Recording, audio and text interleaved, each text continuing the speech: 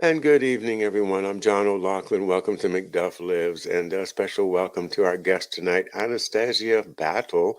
Hello, Anastasia. How are you? I'm doing pretty good. Enjoying life right now. It's very exciting. You've been a very, very busy person, as I know from trying to get this interview scheduled. I guess it was a month ago when I saw you in a big, what do you call it, an intervention when you go into one of the press conferences of the politicians and kind of make their day a little bit more interesting. Tell us about that one that happened, I think, about a month ago that caught everybody's attention. Well, we've done a series of them. I think you caught the one that I was in at Michigan University or University of Michigan, going Okay. after two former congressmen who were just being really putsy. They were like, "Oh yes, we're gonna bring the right and the left together, and we're gonna do this and that," and they were just really, it was really slimy, and it was actually insulting to people that have any mind at all. And you're just listening to it, and finally my husband and I, or excuse me, it was actually Kynan, Thistlethwaite, and myself, we stood up and just started going after this. It was all recorded. It was live streamed on their channel at the University of Michigan. But I think the one that was the most widely shared was the one that my husband Stuart and myself did on Barack Obama. Did you happen to see that one? No, no. Yeah, we snuck into a get out the vote rally in Michigan. And Barack Obama was the last speaker, and it was the whole leadership of the state, included both federal senators, a number of representatives, Rashida Tlaib, the governor was there, and the vice governor, and of course Barack Obama. And my husband stood up and said, "Mr. President, you need to tell these people that you've gotten us into nuclear war." And he started going into the Ukraine crisis. And then he was eventually dragged out. And then I stood up and said, um, "You overthrew Ukraine in 2014. You overthrew the legitimate Ukraine in 2014." And just started going after that. Tell us about your plans for nuclear war with Russia. Of course, we were dragged out. But this was all broadcast on live television.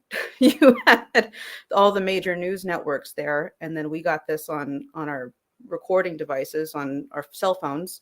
And then we put it out immediately on social media. So that way they couldn't lie about who we were or what we were doing. It's not a left-right thing. Now, if our listeners and watchers want to see that, where would they go to find it? They can either go to my Twitter account, which is Anastasia Battle. You can find me on Sure. there. Or you can go to Jose Vega, who also has been posting these same videos on there, on his Twitter account. Yeah, I've seen him in action as well I think it's on Twitter where I've seen a number of these interventions. Well, let's get to know you a little bit more. From your I think it's from your Twitter page. It appears you live in Seattle or are based there. I used to. As a young organizer, I was originally from California. And believe it or not, I used to be a greenie until the Larouche Movement fought with me. And I realized that the environmentalist policies were actually had nothing to do with saving the environment, had to do with depopulation. And I figured it out. Eventually moved up to Seattle. Seattle went absolutely crazy. I'm sure many of your viewers are very intelligent and have seen, what exactly has happened on the West Coast. Well, honestly, I would like to just jump in and say many of them, sure, but not me. Oh, I'm a real East Coast person. I was in California maybe once or twice for a few short days, but and I've never been to Seattle, never been to Oregon, and yeah, maybe refresh us about well what the crazy has been.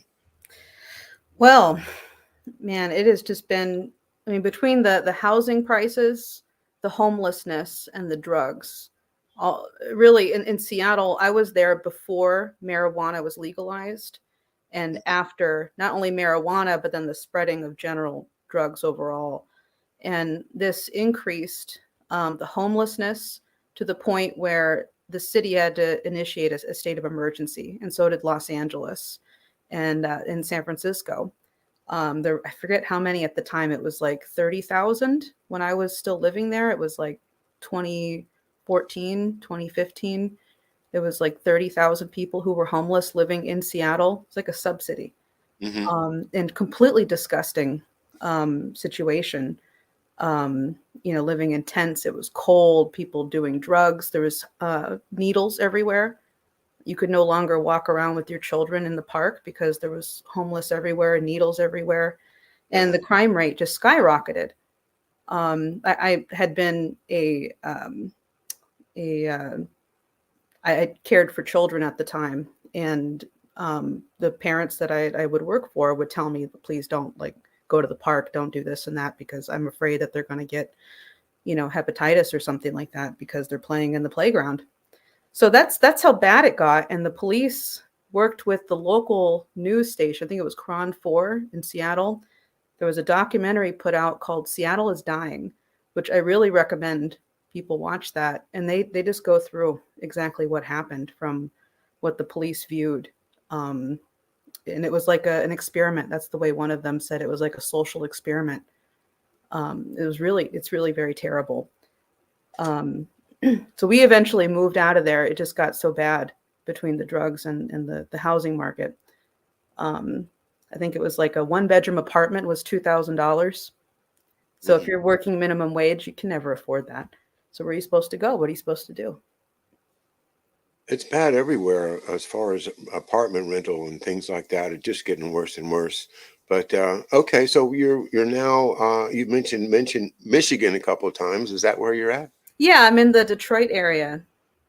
Very cool. Yeah, one of my favorite colleagues, David Cranmer Underdown, is a Detroit guy. Call Oh, him really? Detroit Dave. Yeah, you got to get to know him. Yeah, maybe we'll meet up or something. That'd be fun.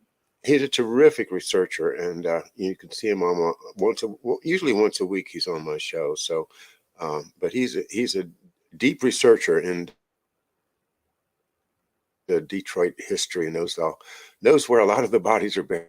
A very interesting city to study, going back, to the Purple Gang and all of the rum running in the Great Lakes, and really uh, tremendous stories of not only criminals, but also the big criminals, the big corporate behemoths that are operating out of Detroit. Anyway, now in your bio there, it looks like you've been with the Larouche or Schiller for about 13 years. And uh, what attracted you to them, and which is one of the organizations more primarily ones you work with, or is it basically the same thing? It's the same thing. It's the Larouche Movement overall, which is kind of, there's a lot of different organizations that we have internationally. The Schiller Institute is the more prominent, larger international group that we have. But in the United States, we have the Larouche Organization.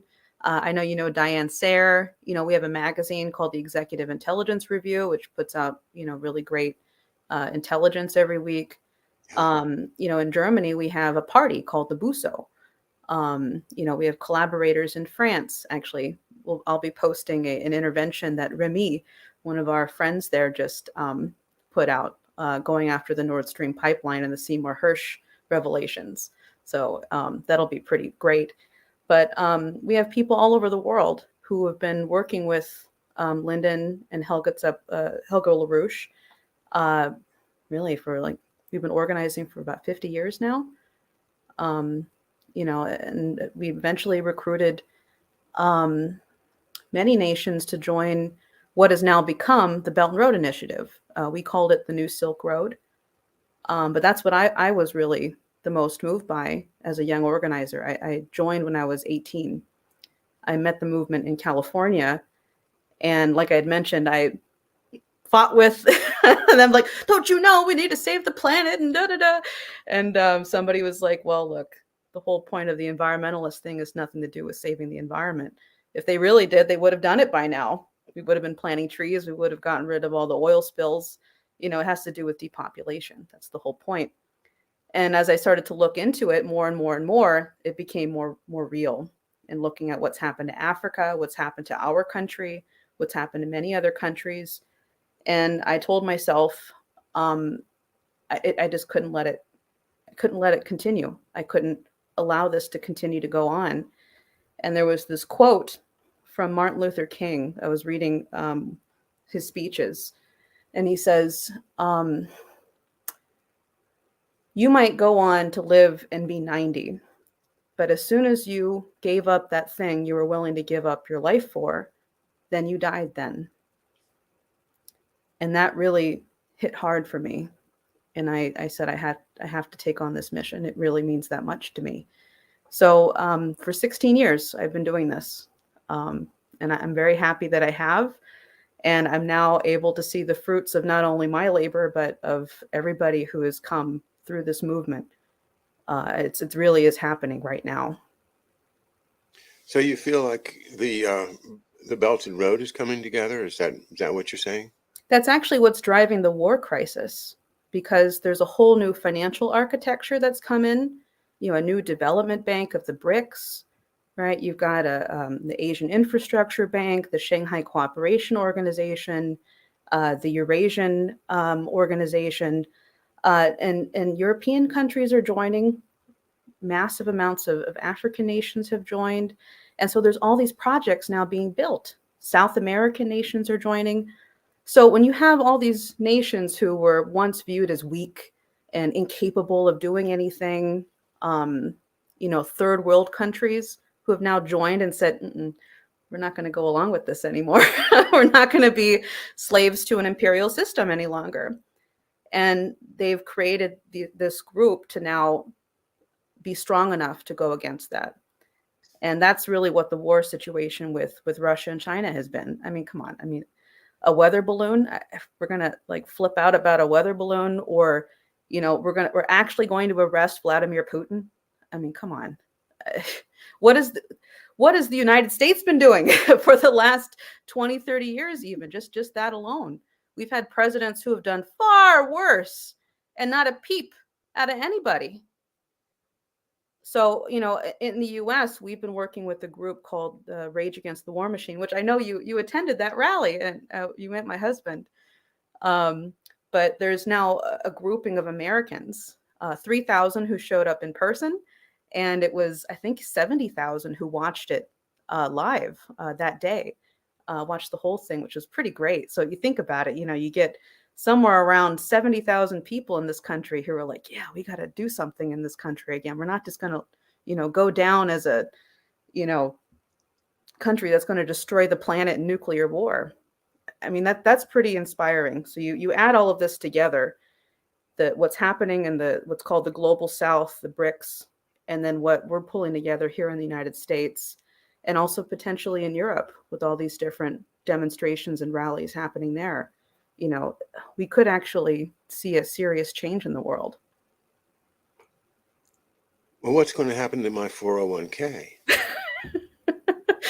Well, I mean, I'm not sure you're on my side here. What if you crash my economy and I end up with nothing? I mean, well, anyway, you understand the objection, right? Yeah.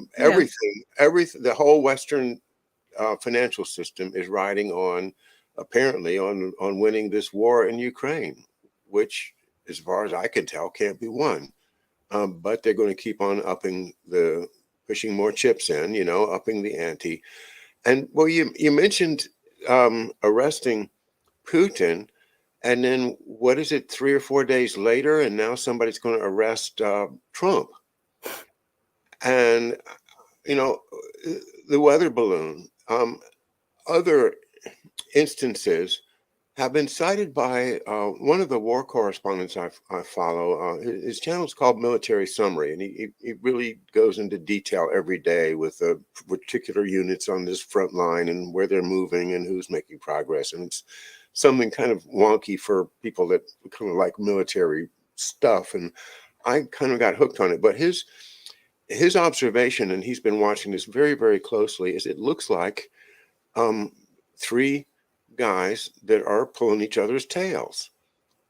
Xi with a balloon, Biden and Putin. And is there really a whole lot of great political statesmanship going on here? Or is this just three guys that are trying to one up each other and, sending thousands of young men into battle, without care about those people's lives, because, they've reached that upper level of eliteness where their lives are worth a whole lot more than your average person. That idea of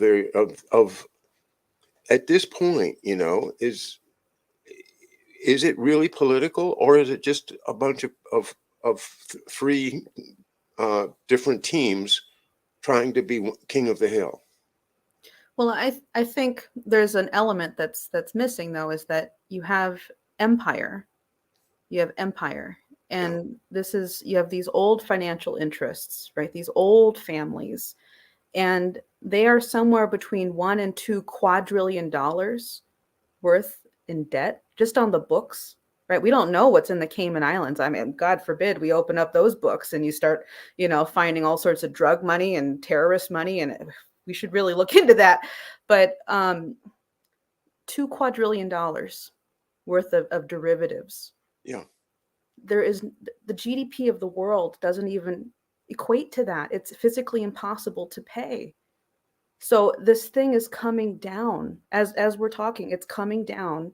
And what was it? The first week when these just two banks that went under, yeah, the Fed came out. The federal government said, we're going to guarantee all of the accounts, not just up to the FDIC regulations, but all of them.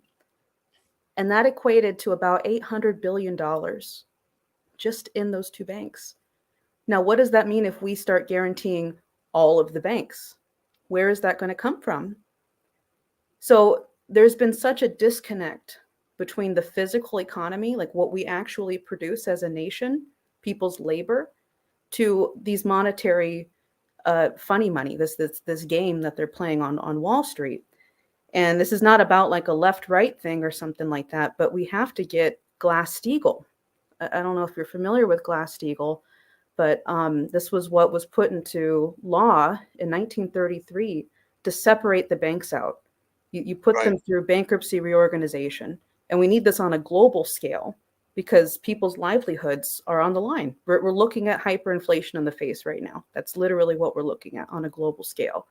So you separate the banks out, you sort out what's real, which probably isn't going to be very much. Most of it's going to be all this funny paper money, these derivatives and mortgage-backed securities, and God knows what else they created. And then we're going to need to take that credit that's actually there, that's real from the physical economy, and start using it for massive reindustrialization in this nation. We can work with other nations to do this as well, but we have to start thinking like that, retraining, retooling. When we got a youth population which is going crazy. They don't believe in truth. They don't know what they are. I mean, they're literally going crazy. And we need to give them a mission.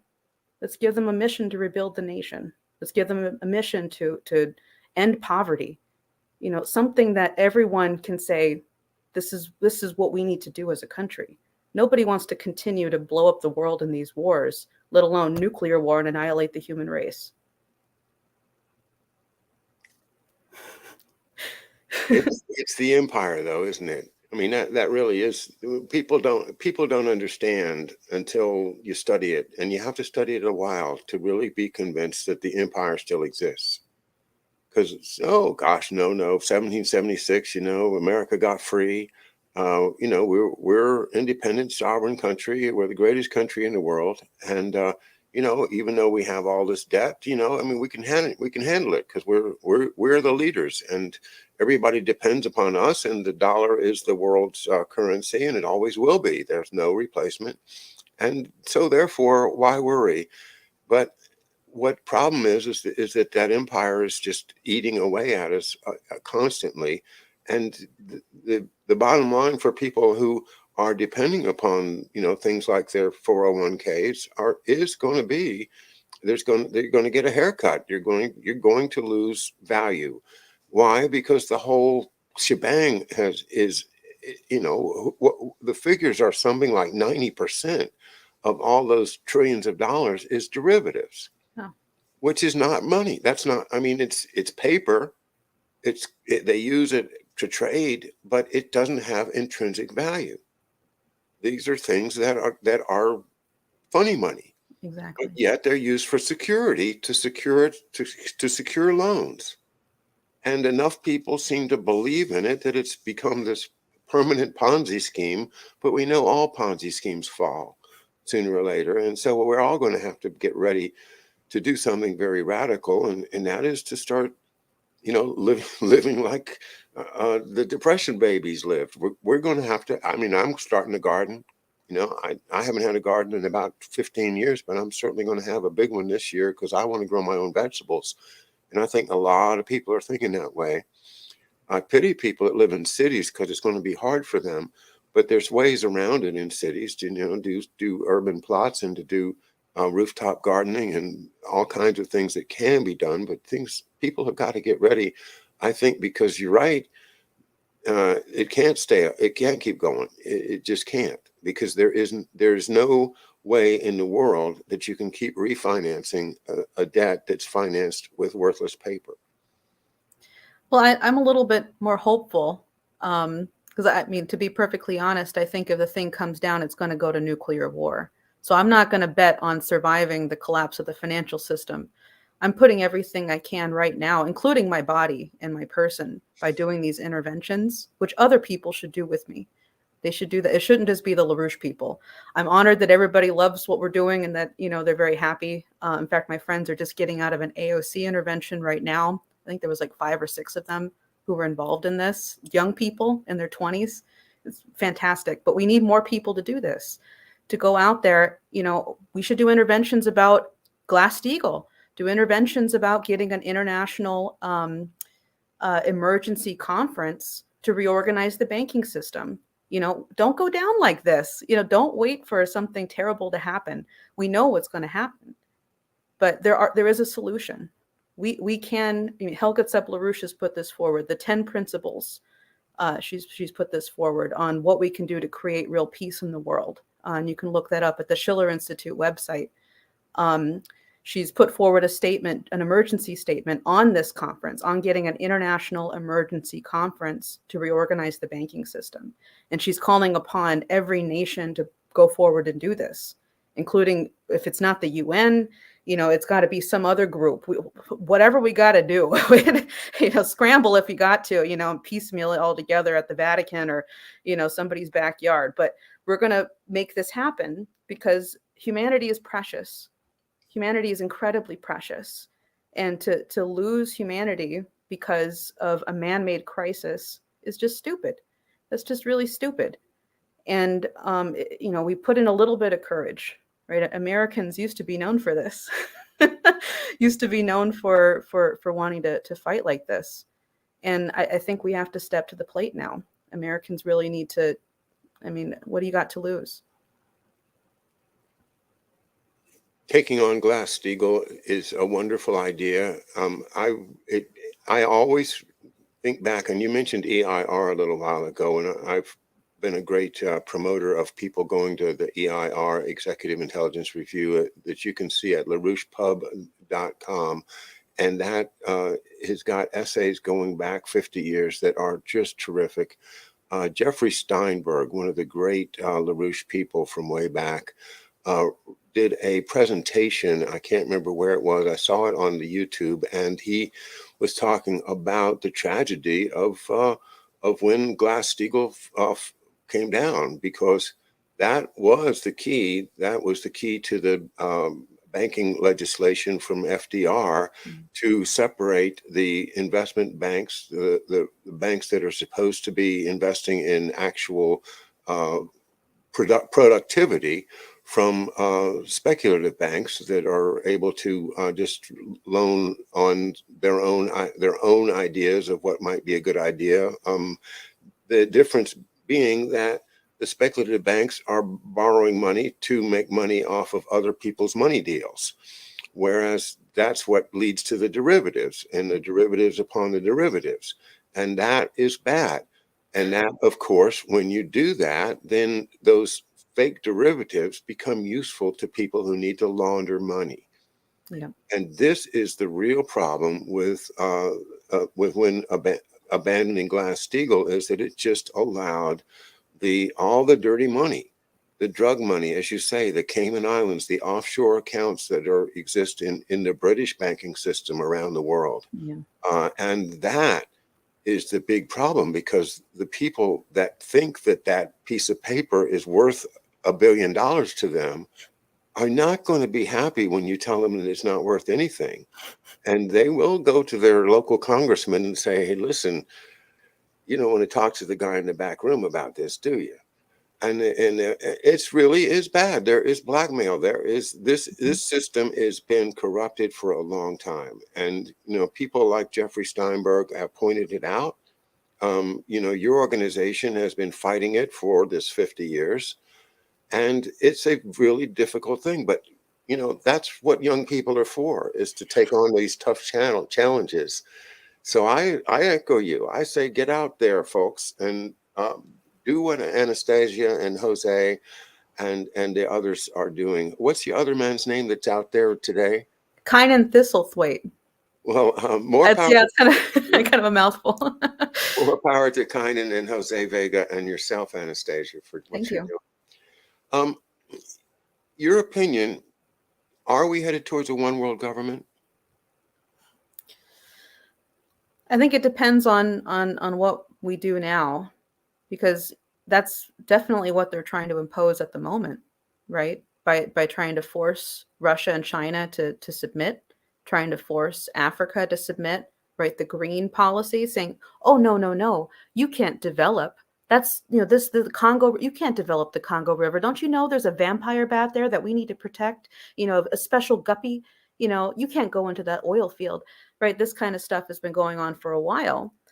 And because nations are refusing to go along with that, that's what's causing the problem for them, is that there's now courage amongst other countries. Helga calls this the spirit of Bandung, where many of these developing nations got together in a unification of all religions, all walks of life, poverty, rich, poor, whatever, to say what are the common aims for humanity? What do we need to do to make the world better?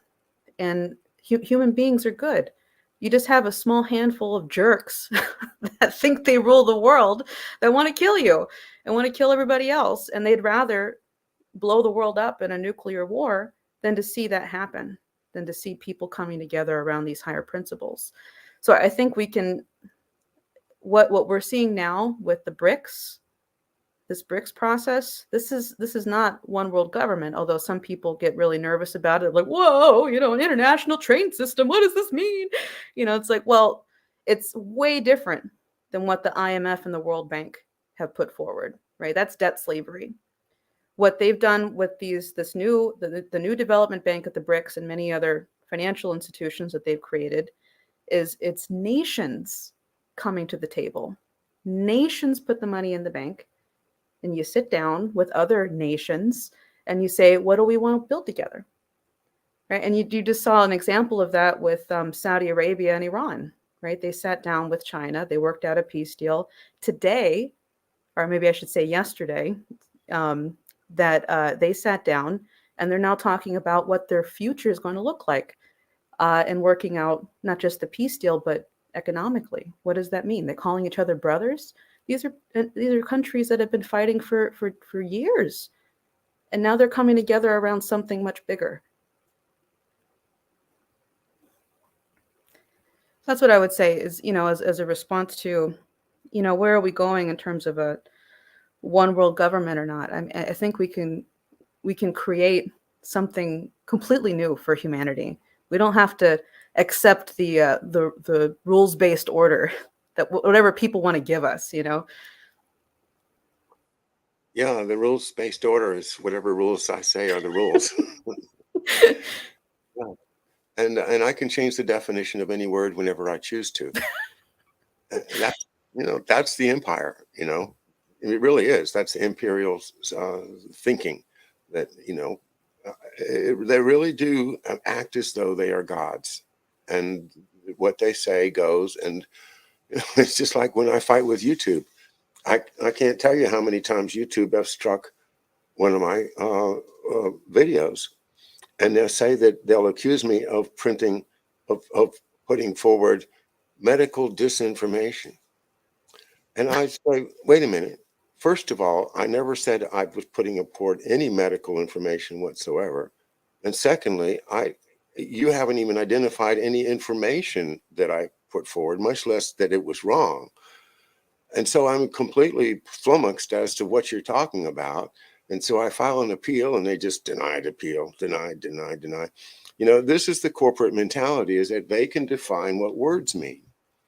And if we let them get away with it, we're in big trouble, because the internet is so pervasive that right now they know where you are.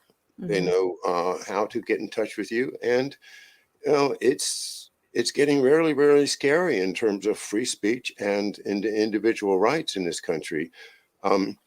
The Constitution and the Bill of Rights is all I can say.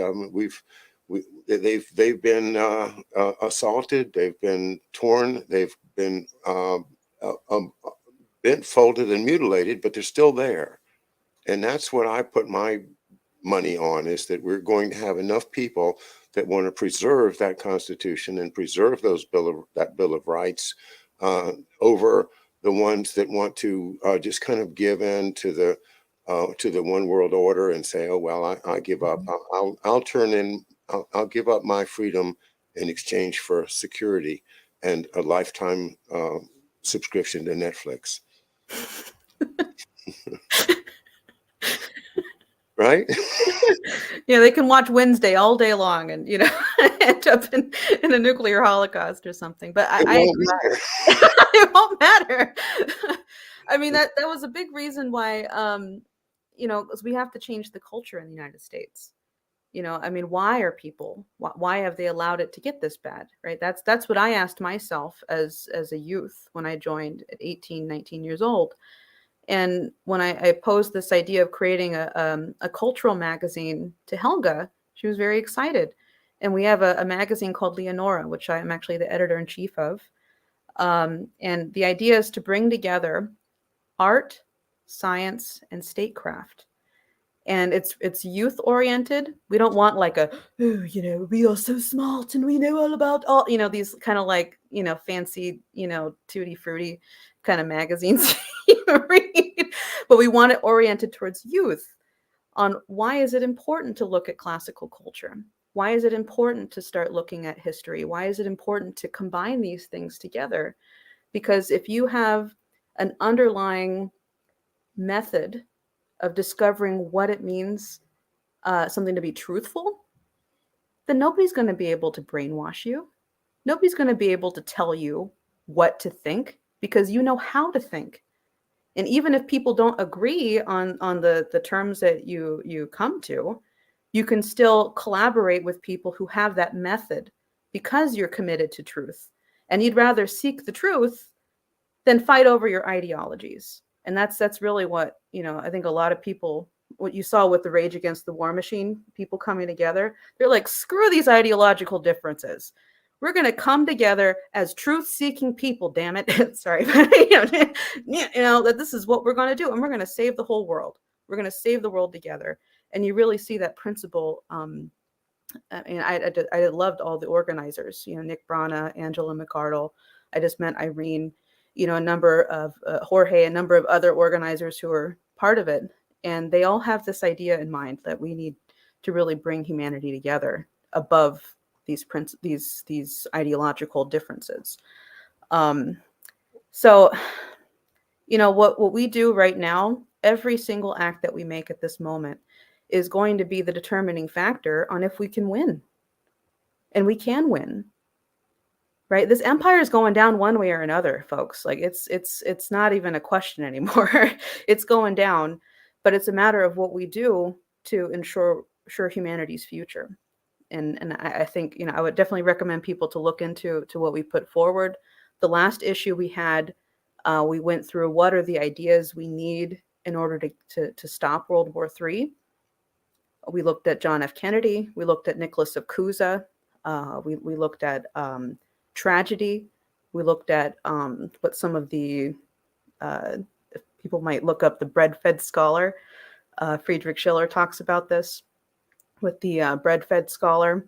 You know, somebody who doesn't really care about the truth, and he goes after that concept. The difference between them and a philosopher, someone who is willing to seek the truth. So anyway, we go through a number of these things, and I think the method is pretty clear. You know, you're seeing, you know, lots of people coming together now around these higher principles. One thing I learned immediately when I started investigating Schiller Institute is that you guys can sing. And I think that's fabulous. I'm a singer myself, and that's Wonderful. one of the things that will really ignite people's togetherness, is to sing together, especially in a big choral situation like you guys do in New York. It's really a fantastic operation, and I'm very impressed. And of course, Diane Sayre puts that together beautifully. She's a great musician as well as a thinker and a politician and an intervener herself. With Yeah. I mean, I think is she kind of like the standard bearer for you guys, the intervener squad? Well, I'll say that that it came out of her campaign. The idea came out by working through her campaign, because we were like, they're censoring everything. What do we do? And then Jose and Kynan did this AOC intervention, which Jose, he can tell you about this himself, but he was a believer in Ocasio-Cortez. He actually did believe in her, and so did Kynan. They thought that she was going to be something different. She wasn't. She's financing Nazis in Ukraine. And sorry, you're probably going to get another strike now on your YouTube because I said that, but you know, but that really is what started the whole thing, is that then they went after her on this in an impassioned appeal to her, saying, how could you do this? You're a coward. You're getting us in a nuclear war. How could you do this to me? And her response was so disgusting, and this went viral. I think it got like 30 million views. This video, it was posted all over the place. You know, Tucker Carlson posted it. Right. You know, Jimmy Dore, everybody was posting it everywhere. It got international headlines, and that's really it was like the flare for people who could think and say, we're going to go join those people. We're going to do that too. Very good. Yeah. Yeah. When she pulled the bullhorn out, I was, oh boy. Yeah. I mean, that's what we need. At Schumer's meeting. Yes. You know, I don't know if you're familiar with it's a fairly old classic book now called Behold a Pale Horse by William Cooper. And there's an article by William Cooper I think it was in the New York Times, way back when Schumer was just starting out, and Cooper had already nailed him. He said, this guy's a Nazi. Mm. And, you know, it's stumping to say that about a Jewish man, but it's incredible to look at his policies and to think, you know, gosh, you know, it sure does look like it. And that's one point I wanted to make was when you see policies that seem to be counterintuitive. Like, why are they doing that? That doesn't make any sense, you know? In other words, you want to teach critical thinking. You don't want to teach people to just accept what the TV says. But what they're doing is they're basically telling you, you've got to do what the TV says. Right. And so why are they doing that? Well, it's not because they're stupid. It's because this has been a psychological operation against the American people since World War II. And, you know, you look at the example of what you refer to the Bandung people, or the Bandung conferences. And what was that? That was non-allied nations trying to stay non-allied at a time when John Foster Dulles was saying, you're either with us or against us. And, you know, there is no middle line. There's no center of the road. You're either with us or you are a communist. And if you're not a communist, then the communists are infiltrating you, and we're going to have to come and save you. And we do, and we go out and save you. the point being that this empire run through financial means like the Wall Street banks that Dulles represent, and all of that is a intentional, systematic decimation of American culture. I can't put it any more clearly than that. So when you come out with a Leonore, a magazine dedicated to inciting culture and bringing culture back into people's lives, well, you're pushing against Yeah. what they're trying to do. You know, I don't know if you've seen the videos of the Soviet. I think he was actually a defector, Soviet defector named Yuri Bezmenov, and Bezmenov talks about how the real Soviet KGB is not spying; it's demoralization. It's a program of breaking apart the American desire or American sense of good feeling, of being who we are.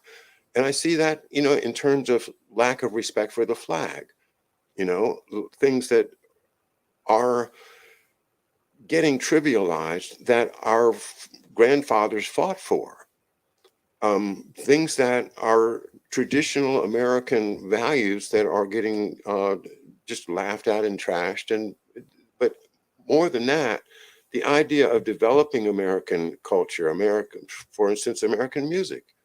Um, you know, we have all kinds of musical traditions in this country, but the only ones that get any airplay are the ones that come from big corporate machines. You know, I mean, I've been playing traditional American fiddle music for over 30 years, and it's just, you know, it's great music, but it's not, it maybe, you know, it doesn't have the pizzazz of a modern production, but that doesn't mean that it's not the core of some great music, like Aaron Copland proved, that you can take these tunes and you can produce out of them a symphony like Appalachian Spring. And you can do all kinds of great things with what we have if you allow it to flower, if you allow it to blossom, if you allow it to have that viral, natural growth that all culture and all life really is should be enfolding in. But instead, you know, that's why kids are depressed and are losing it, because they're being stovepiped into thinking you got to go this way. You know, you've got to study social justice, for instance. I mean, you know, a good friend of mine told me a few years ago that his daughter was going to go to this is a very expensive school to study social justice. And I thought, oh my, you know, you're going to study social justice. You're going to get a degree that's going to allow you to become a social worker and make about $19,050 a year for about 20 years. And then you'll be Burnout. burned out. Mhm. And who are you going to help? You know, you're going to help people that are desperate, but how much can you help them at that level that you're working at? Why instead don't you get a liberal arts degree and then go to law school and become a lawyer and get yourself, you know, go out there and actually sue some of these assholes that are, you know, need to be sued, instead of pretending that you're going to do something by following the George Soros plan of let's get all the kids into social justice. That's a psyop. These psyops are real. So kids are being diverted from the real development of their own inner best selves, you know, to follow these stupid, idiotic cultural nowheres, you know, just, Critical race theory, this kind of stuff. yeah, just stuff that, and, you know, it all comes from the desire of the great Western financial system to equalize everyone around the world. You've seen China rise. Well, China rose because they got financing through Henry Kissinger and Richard Nixon and the opening of China that really happened with the help of the Rockefellers and the Chase Bank. And without that financing, they would have never rose up. Now they've gotten a lot of them much wealthier than many Americans. And their cities are gorgeous. I mean, the investment there now, maybe it's become indigenous. I don't know. Maybe it can sustain itself. Maybe they don't need the Rockefellers anymore. But I do know that it's been a worldwide plan to raise up those places and at the same time to let the air out of all of our expectations and lower our expectations so that, yeah, the dollar's going to inflate. The dollar's going to keep inflating, and there's nothing we can do about it. Lucy's going to move the football every time Charlie Brown comes running at it, and it's inevitable that Charlie Brown's going to end up flat on his back going rats. That is the psychological preparation that has been given to my generation that took away that we were going to lose all of the incredible advantages that our fathers and mothers won for us in World War II through this shady financial manipulation that takes everything away. Not that it's giving it to China, but that it is using it to dilute our individual power as Americans and make it so that we all become interchangeable on a serf-like level. And they don't want educated serfs. Believe me, they want us dumb so that we can't figure out what's wrong. Critical thinking. We've got to preserve the idea of critical thinking, and that's where the attack on AOC makes so much sense, because I don't think she's ever been guilty of that. She's ever been, yeah, or just thinking, I mean, my God, this woman has put her foot in her mouth so many times. It's getting pretty stinky in there. But, just what you were talking about, I think it'd be something very important for people to look into is Bertrand Russell. Maybe you're familiar with Bertrand Russell. You got him back there? Oh, yeah. Lyndon LaRouche called him the most evil man of the 21st century, or of the 20th century. I couldn't agree more. Yeah, because you can look up all different kinds of books that he had written, but he explicitly wrote the playbook of how to brainwash people. And he said, look, how much would it cost to convince people that snow is black? And how much less would it cost to convince them it's a dark gray? And that if children, you teach children this layout of convincing them, that snow is black, and any child that starts to say, wait a minute, that's white, you treat them as an eccentric. You treat them as an outcast. And if they're intelligent and you can trick them or manipulate them to just join with the system, which is what they tried to do with LaRouche. Right, they tried to shut us down, and they gave LaRouche a way out, and they said, look, we'll give you a cushy, job as a professor if you just shut up. And he said no, and obviously we were railroaded into prison. He was thrown in jail. His wife had to go into hiding. Many of our people had to go into hiding. And we had to organize an international call, a petition. I mean, you can look this up, a giant newspaper we put out with thousands and thousands of names, including presidents of countries, congressmen from all over the world, calling for the exoneration of LaRouche to get him out. And we eventually did. But it took so much effort to do that. But that's what they do to people. But what's really exciting right now for me, after 16 years of work, is that it's not going to keep continuing. It really is. You've seen these countries now, they are strong enough to take on empire. And what China and Russia are doing and resisting that. I mean, of course, I don't condone war. I mean, it's a terrible thing, but we provoked this thing. It's been going on for a long time now. I mean, we documented this. So you start to get people thinking, okay, what do we want to do with our country instead? And we just had a youth conference just this past weekend where our youth, who are teenagers and 20-somethings, I'm not a youth, but I was included in the presentations, and they went through the different projects that we could build around the world and in the United States. And I went through this one called the Bering Strait Tunnel, which folks can look that up. But it's, you have the United States and Russia, and you have this tiny little gap in between, which is about 52 miles long, and you could build a bridge or a tunnel or both over it. And you can create, the actual feasibility study says that you could have 500 billion kilometer tons that could go across every year, which is about 3% of the whole world's rail line load.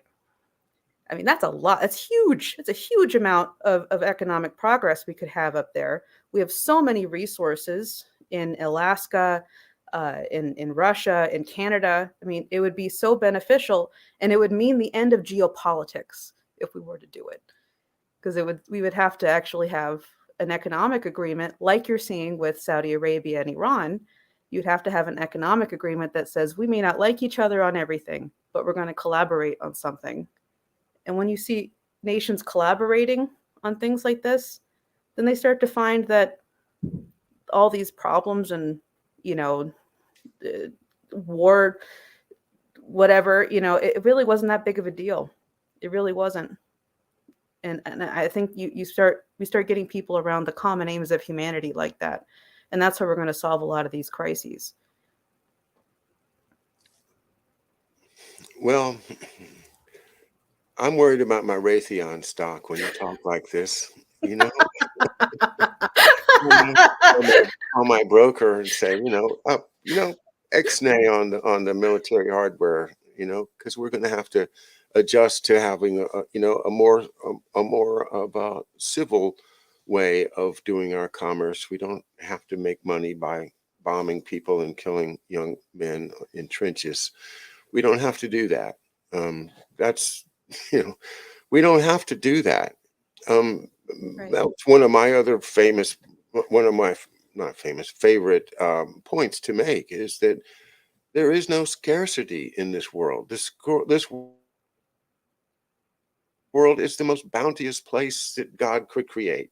And believe me, the wars and everything else, all the banking, the whole necessity for taking out big loans and becoming involved with bankers and the whole thing, it's all unnecessary because human beings are smart enough to take and improve the environment, as many of the Larouche folks have said in a number of shows that I've had with them, and I get this from you guys, that, Nicholas of Cusa, all of the people that you guys have cited, and I'm sure your magazine and the articles on JFK would support this idea, it's artificial. The scarcity is created in order that people become desperate and have to compete for resources. But there's plenty of resources. Yeah. And the idea that we have to have these child laborers digging up rare minerals in Africa to feed our addiction to the latest electronic gadgets, that is psychological manipulation of us in a way that these same people, the psychological manipulators, have worked out. And one of them, B.F. Skinner, a Harvard psychologist, uh, advised people like Kissinger and said, you can control people better with positive reinforcement than you can with negative reinforcement. Really? Oh, who knew? So instead of beating them until their morale improves, you give them iPhones and then they row the boat for free, you know? And is that what's going on here with our liberal friends that think they're doing the best in the world that they can for the poor people by buying iPhones? But it's not true. I mean, it is all part of this great psychological warfare that's been imposed on the American people. And somehow we are going to snap out of it. We are going to wake up and say, you know what? Those corporations that provide me with all these nice things that I love and make my life easy, and I get to sit back and watch these great TV shows, and isn't it just terrific? That comes at a horrible, horrible price, a horrible price. And it is the suppression of those people around the world that John F. Kennedy spoke about, that we owe it. We, the people that are supposedly the city on the hill, the people that have claimed our freedom, that have separated ourselves from that old monarchical or imperial systems of Europe, that we now declare that humanity is better than that. But our corporate structure, our banking structure, has imposed on what we call the third world or the people, the developing areas, a poverty that keeps them desperate and imposed these horrible loans through these banks and IMF and World Bank and things that are enforced through violence and dictatorship and terrorism. And we are foolish to think that this can go on forever. Yeah. So it's a moral obligation as well as to the rest of the world, as well as just to straighten out our own business and keep ourselves from going under, that we have to change. We absolutely have to. Well, you got me going there, but thank you, Anastasia, for priming me a little bit, because I think I needed to say that. Yeah, no, I completely agree with you. And the what we're talking about with this, the mind control, the way people, the brainwashing process. It's Yeah, not just that they brainwash people to not think, but it's also they intimidate people who do. And that's even more scary, because there are so many thinking people out there who, stay quiet. They don't say what they really want to yeah, say. yeah, They're afraid they're going to lose their job. They're afraid their wife's going to leave them or their kids are going to hate them. And so people keep what they really think to themselves. So when I organize people, it's not that I'm being dismissive, but it's that more often than not, the first thing that somebody tells you is what they want to be overheard saying. More often than not. Like, for instance, we had a book table deployment, which I took some younger people to. This is part of a training process to make them experienced, thoughtful organizers. And we had signs that said green energy, more efficient than Auschwitz. People obviously found this very offensive. There are other signs that, man-made climate change is a murder policy. And of course, you would imagine, kids coming up to the table, 18 to 20 somethings, and they're flipping out. And then I just start posing to them. It's like, do you realize that we're in Africa right now telling them they can't develop because of climate change, we have carbon colonialism right now, and just kept going after this policy. And eventually it got to the point where there was like 40 students at the table, all arguing with each other, with us, who were, yelling at us, calling us names. And this kid who was the most offended, was giving his lines. And there were other kids who was like, yeah, I'm offended for him. And I eventually said, look, the policy, I'm sure you're a perfectly fine person, but the policy that you're implementing is meant to depopulate the planet. And what you're seeing in Africa right now, where we're preventing them from developing, is how they're initiating that. And the kid literally out of his mouth in front of all these people said, I don't give a F about dying Africans. I'm offended by your poster. And the students who went dead silent and were like, whoa, okay, I don't think I agree with that guy anymore. And a lot of them ended up coming up to talk. But that's how you do it. See, because real organizing isn't always that you convince the person right in front of you, but it's being able to free people to be able to have a thought and to think for themselves. So then those students wanted to come up and talk. They're like, okay, maybe it's a little over the top, but I kind of agree with you. And, and so they were then freed open. And that's really the most dangerous thing to empire, is to help other people generate a thought. And so mastering, your ability to find ironies and to pull things out like that is so important. Staying on top of what's happening politically, educating yourself with, Shakespeare and poetry, so you can communicate better. So you can communicate, in a way that somebody can actually hear what you're saying. Because, people want to repeat lies. It's more comfortable that way. Or they want to, like I said, want to be overheard saying the right thing. But give them a little bit of faith, I guess you could say, and they'll open up.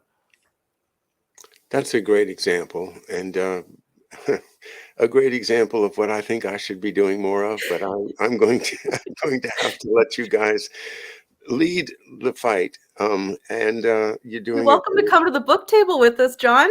well. Thanks. Yeah, yeah. Well, where's your book table? Well, where are you located again? Oh, I'm in Southern Maryland, down You're in about 50 Southern miles Maryland. south of DC. We have an office in Baltimore, and we Yeah. also have people in DC. Maybe when we go out in the field or something like that, if you actually want to, you're welcome to join us. Well, I do want to send you a copy of my book. I'm going to send you a copy online because the first quote in the book is from Bertrand Russell, and Oh, and the book is about what happened to my dad and his career. So I think you'll find it interesting. And well, thank you again. It's been a very, very enlightening and hopeful conversation for me. And you've got a wonderful attitude, and I think you've done a terrific job with the young folks. And good luck with the magazine. I will certainly be looking forward to reading some more out of Leonore Magazine, published by the Schiller Institute and edited by Anastasia Battle. Thank you, Anastasia. thank you so much, John. Okay. Good night, everybody. Thanks for being with us. We'll see you tomorrow.